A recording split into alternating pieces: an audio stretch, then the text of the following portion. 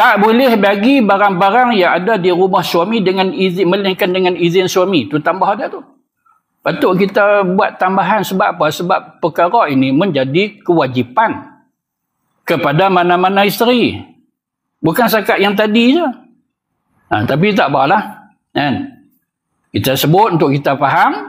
Tapi yang kita nak hurai ni, yang satu yang mula sahaja yang ada dalam kitab kita ni.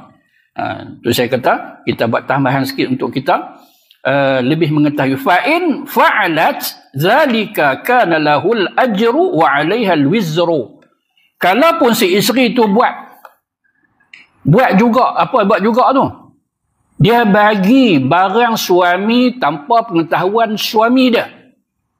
Dia bagi. Maka si suami dapat pahala, si isteri dapat dosa. Dapat dosa. Siapa dapat dosa? Awak hantar abang. Kan?